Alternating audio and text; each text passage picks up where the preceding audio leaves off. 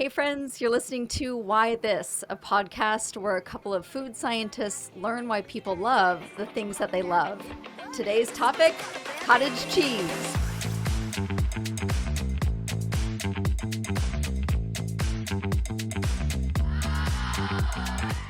Welcome to Why This, as always brought to you by DraughtLab.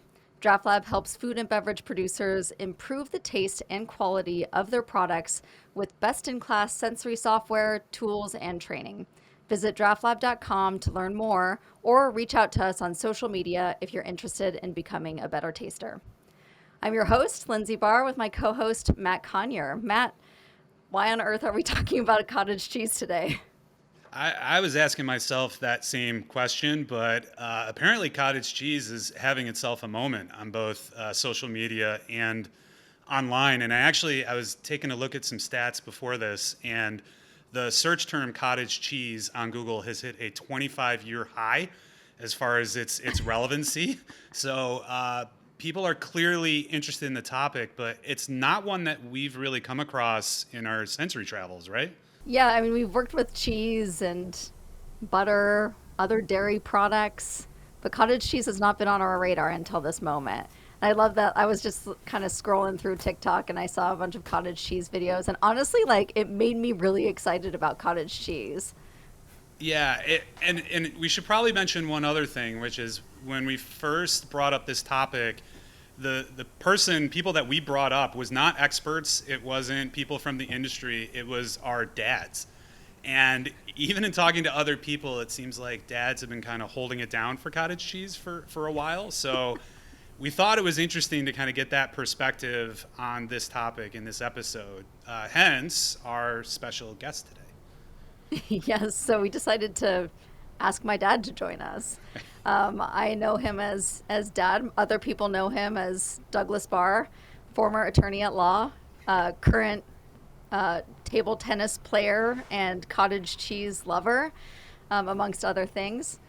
So, Dad, thanks for being here. How you doing? Oh, I'm doing great. Thank you. I'm excited for this conversation. I have no idea what's going to happen. This is the best. I cannot wait. So, Dad, what's your relationship with cottage cheese? I don't know if relationship is the right term. I eat it. I've eaten it my whole life, and I like it.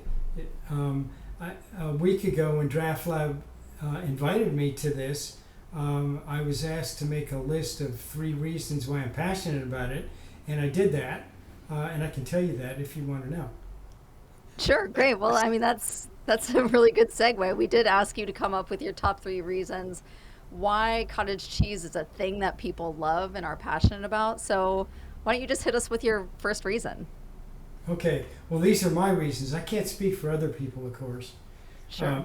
But being a typical lawyer, I've got to qualify everything. Okay, here are my 3 reasons. I'm reading from my list. Number 1, eating cottage cheese feels like I'm eating healthy food. So it makes me feel good that I'm eating healthy. There's so much to unpack here. That was such a great dad answer from the very beginning that you didn't even want to do this in the first place. so you started out exactly how my dad would have gone through this as well. So that's great. So the first part is you're eating healthy, right? That's Yes. the number one thing. But it's still cheese, right? So what is the healthiness that comes with cottage cheese? Because it's been drummed in my head that cheese is not going to be good for me. It's going to give me bad stuff. Like, what do you think about that? Well, yeah, the downsides to eating cheese that I know of is cholesterol and fat.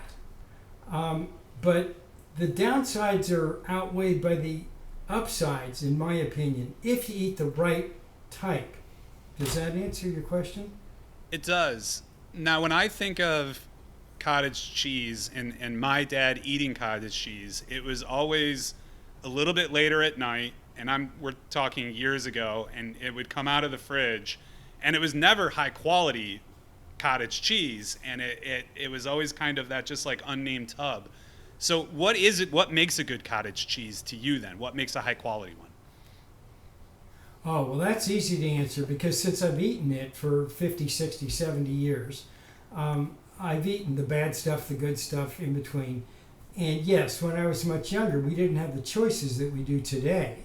The difference today, because the junky type is still out there, of course, is that the good stuff, it's just the right mixture of not too creamy and not too watery. Whereas the bad stuff will be more watery. It's a flavor thing. It really depends on how it tastes, how it was made, whether it's organic. I think the organic makes a difference, although I don't know for sure. Because it's hard to tell when you're tasting it. Oh, this one's organic and this one isn't. But I believe organic is better for you. Number two, it supplements salads well. I'm pretty good at making salads, and adding cottage cheese adds a little zing to it. Yeah, so it seems like texture is a really big part of it for you. It's like it can't be too watery, it can't be too creamy. It has to be kind of like the right balance of flavor.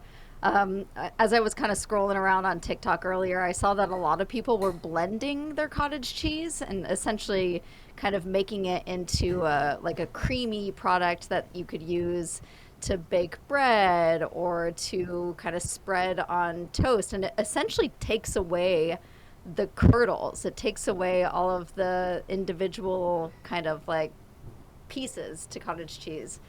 Do you have any take on that? Like, what would happen to your preference if you were to just blend it up?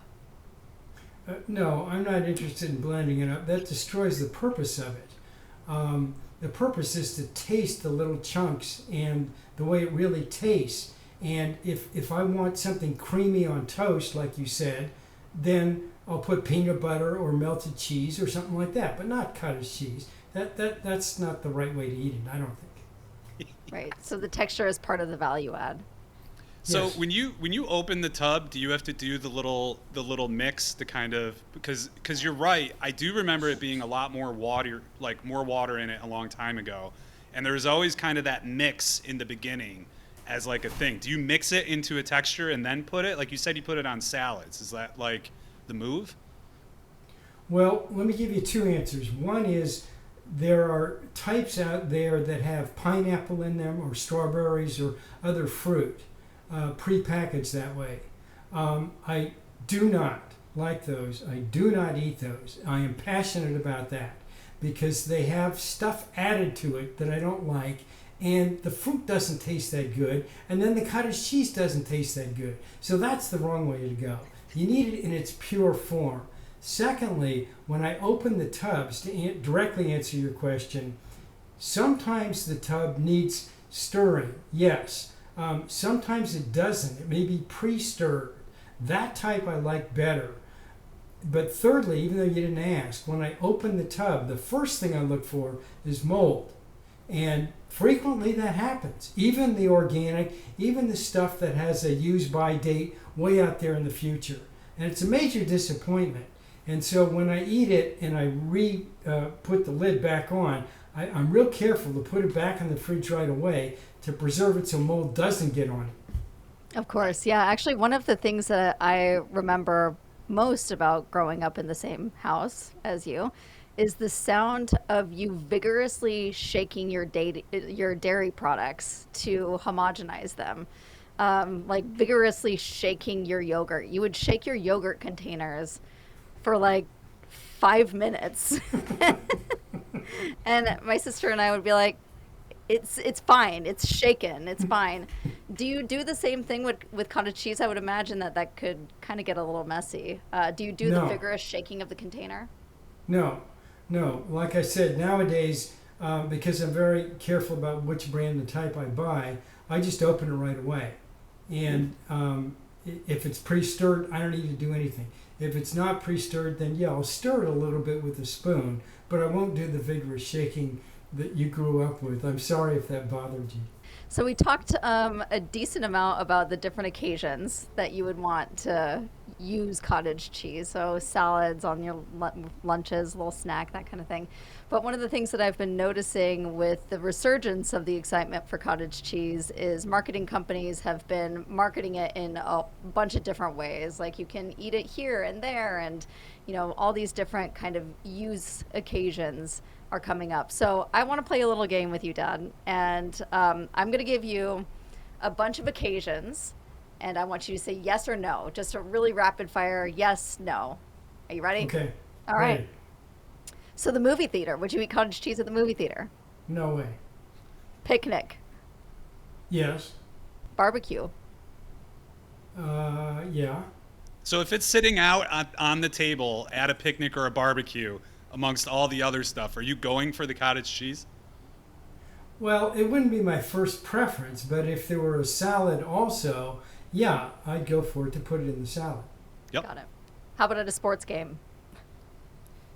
No. On a road trip in the car. Oh, sure. Because one thing that I didn't mention earlier, one of the appeals of it is it's high in protein, I believe. And so it's an easy, quick way to get some protein in you. So would you eat it before a workout? Yeah, I do sometimes. Not a lot, but a little bit. How about after a workout? Yeah, sure. All right, I see some themes here. Matt, do you see some themes? I see your wheels turning. I am loving every second of this. But besides that, some of the themes I think I'm getting is it's really good to put on top of things, but don't put anything in it beforehand. That's kind of one of the first things I got. Lindsay, what else are you getting from this? Yeah, I'm getting that it's to be enjoyed privately.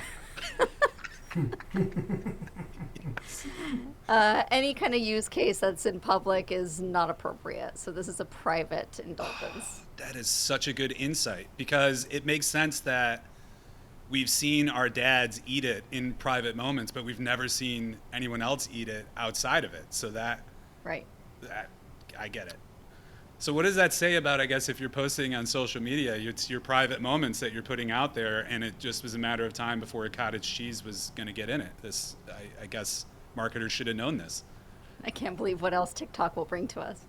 It's such a dad thing to say, I kind of don't care about it. It sits on the side. It's not the main thing, but I've been eating it for 50 years and it's never gone away. And it's a big part of what I like. I love that. That is my dad as well. And probably me very shortly.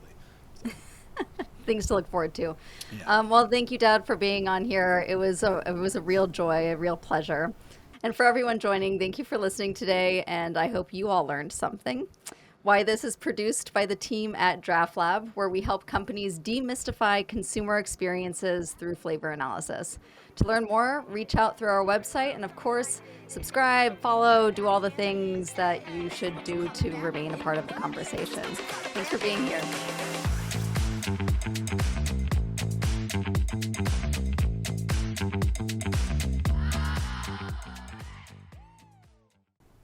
Secondly, if you get a chance, put in a plug for me, not just as a table tennis player, but an aspiring actor.